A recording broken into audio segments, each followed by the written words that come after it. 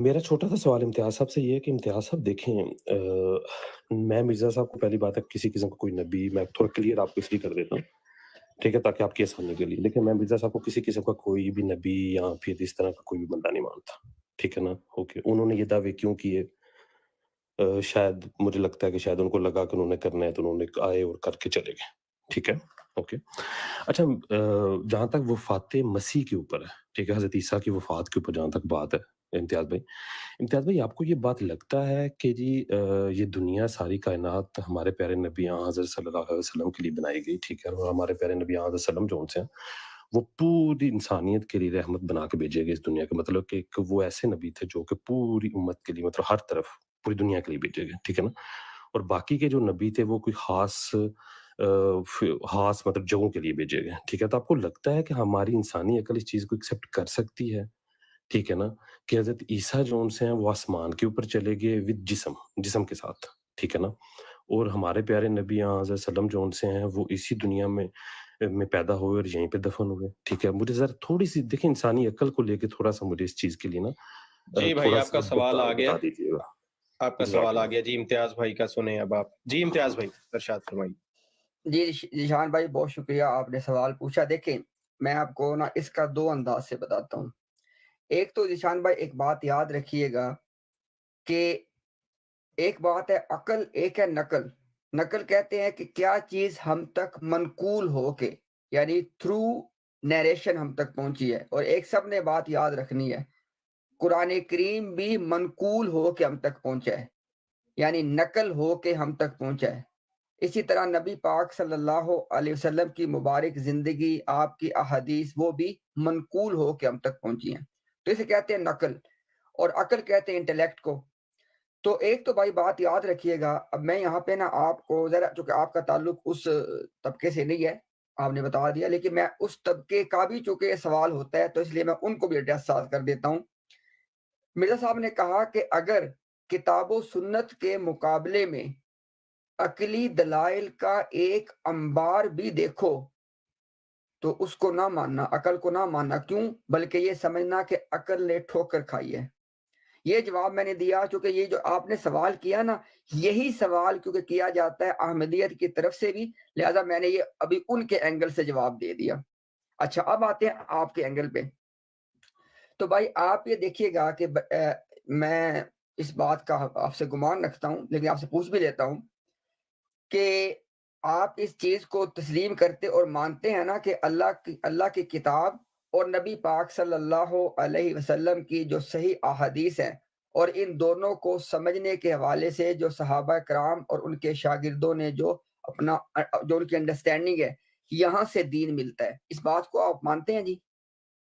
जी, बिल्कुल इम्तियाज़ साहब देखें मैं इस चीज़ को बिल्कुल मानता हूँ, ठीक है? ठीक हो और गया, मैं इस बस चीज़ बस को ठीक हो मानता जी सर, हूँ बस कि ठीक हो गया, सल्लम ठीक है। आखिरी नबी थे, उनके बाद किसी नबी सर ने नहीं, नहीं नहीं, माना। सर मैंने वो आपसे बात ही नहीं पूछी है। मैंने कहा कि आप जो कि दीन कहाँ से मिलता है? आपने कहा जी कि मैं इस चीज़ से मुत्तफ़िक हूँ कि दीन मिलता है अल्लाह की किताब से और जनाब मुहम्मदुर रसूलुल्लाह सल्लल्लाहु अलैहि वसल्लम की सुन्नत मुबारका से और इजमाए उम्मत से, और किताब और सुन्नत को जैसे सहाबा और उनके शागिर्दों ने समझा, यहाँ से दीन मिलता है। आपने कहा मैं इसको मानता हूँ। अब इस दीन के अंदर भाई जब एक बात साबित हो जाए ना, तो यानी इस अगर कोई बंदा कहता है जी कि नहीं मैं इस उसूल को नहीं मानता, फिर इस उसूल पे बात होनी चाहिए कि अभी क्यों नहीं मानते आपकी किताब से, कि अल्लाह की किताब से या अहादीस सहिया से या इजमाई उम्मत से दीन मिलता है। ये एक उसूली बात है। अगर कोई आदमी कहे नहीं मेरा इसमें कोई इख्तिलाफ, मैं इस उसूल को मानता हूँ, तो फिर भाई ये सवाल नहीं बनता। सवाल इतना बन सकता है कि मुझे दिखाया जाए कि अल्लाह की किताब की किस आयत से बात निकलती है कि ईसा अलैहिस्सलाम तशरीफ लाएँगे। या सवाल ये किया जाए कि मुझे दिखाया जाए कि किस सही हदीस से ये बात मिलती है कि वो तशरीफ लाएँगे और ज़िंदा आसमानों में है। ये सवाल जायज़ है, ये सवाल करना आपका हक बनता है। लेकिन किताब-ओ-सुन्नत की अथॉरिटी को तस्लीम करने के बाद और वहाँ से ये चीज़ जब दिखा दी जाए, भाई फिर सवाल नहीं बनता। ये है जवाब का एक अंदाज़। अब आखिरी बात इसमें ये ऐड कर देता हूँ, ये जो उसूल है ना कि कौन जो है ना ज़मीन से कितने फ़ासले पे है, इससे तय होगा कि उसका दर्जा क्या है। भाई ये असूल ही कहीं नहीं लिखा हुआ।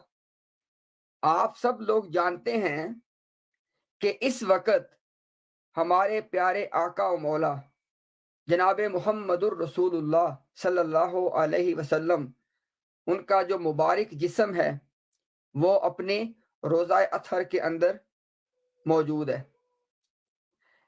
آپ مجھے ایک بات بتائیے گا، اب میں آپ کو عقلی جواب دے رہا ہوں، جبرائیل علیہ السلام اور جو باقی فرشتے ہیں وہ کہاں پہ ہیں؟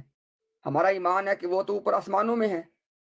اب مجھے بتائیں کہ اگر وہ منطق مان لی جائے کہ جو اونچا نیچا ہوگا اس سے درجے طے ہوں گے، تو کیا کوئی آدمی مسلمان یہ کہہ سکتا ہے کہ جناب فرشتوں کا اور جو جبرائیل کا درجہ ہے نا وہ آپ وسلم سے زیادہ ہے چونکہ وہ اوپر آسمانوں میں ہیں؟ ہمارا یہ ایمان ہے بھائی کہ وہ مقام جہاں سے آگے جبرائیل بھی نہیں گئے، وہاں سے آگے ہمارے آقا و مولا گئے ہیں۔ تو بھائی یہ بات یاد رکھیے گا، یہ سوال عقلی طور پہ بھی غلط ہے۔ کیوں؟ میں نے آپ کو عقلی مثال دے دی ہے کہ باوجود اس کے کہ جبرائیل آسمانوں میں ہے اور ہمارے آقا و مولا کا مبارک جسم اپنے روضہ اطہر میں ہے، اس کے باوجود ہمارا ایمان ہے اس کائنات میں، مخلوقات میں، کیونکہ جبرائیل بھی ایک مخلوق ہیں، مخلوقات میں سب سے اعلیٰ و ارفع ہمارے آقا و مولا جناب محمد الرسول اللہ صلی اللہ علیہ وسلم۔ شکریہ جی۔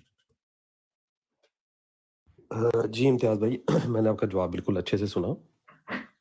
امتیاز بھائی یہاں پہ چھوٹی سی بات یہ والی ہے کہ دیکھیں آپ نے جو بھی بیان کیا سب کچھ ٹھیک ہے، آپ نے کہا کہ جبرائیل وہاں تک ہمارے پیارے نبی علیہ وسلم گئے، ٹھیک ہے نا، تو یہ بات میں خود ایکسیپٹ کرتا ہوں نا، میں یہ بات آپ سے کہنے کی کوشش کر رہا ہوں کہ میں کیسے اس چیز کو مان لوں، ٹھیک ہے نا، کہ جی آخری دنیا میں آخری وقت میں قیامت سے پہلے حضرت عیسیٰ آئیں گے، ٹھیک ہے، اگر مجھے ماننا تو میں یہ کیوں نہ مانوں کہ آخری وقت میں میرے پیارے نبی علیہ وسلم آئیں گے، ٹھیک ہے، جی کیونکہ میرے لیے تو وہی ہے نا سب کچھ۔ میں بتا جی سر، بس آپ کی بات پہنچ گئی میں، ٹھیک ہے، لیکن سر سنا جواب کیا ہے اس کا۔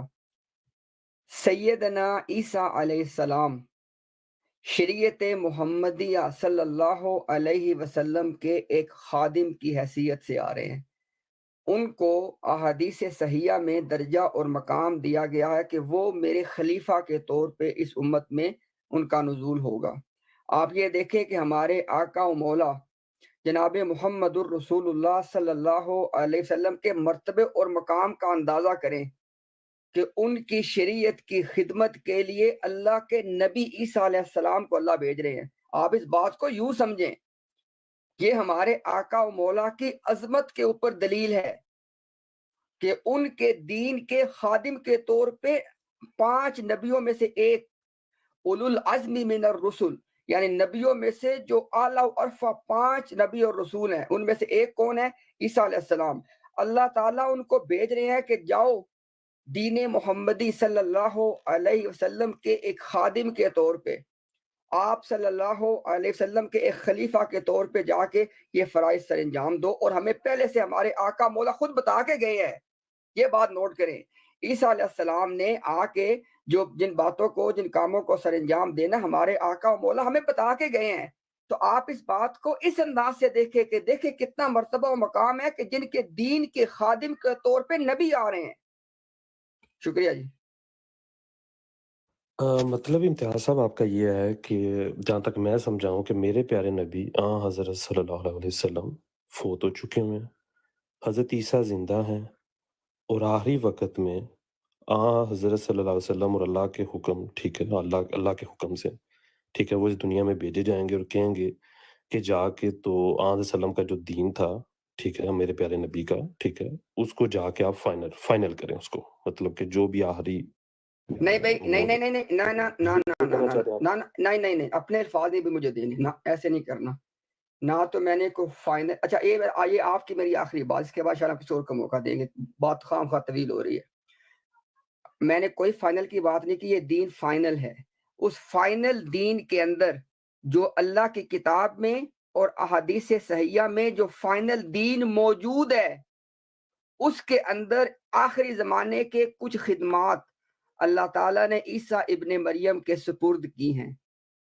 فائنل دین کے اندر کچھ خدمات اللہ تعالیٰ نے اس دین کے اس شریعت کے حوالے سے سیدنا عیسیٰ علیہ السلام کے سپرد کی ہیں، ایک خادم شریعت محمدیہ کے طور پہ، ان کو وہ سر انجام دیں گے۔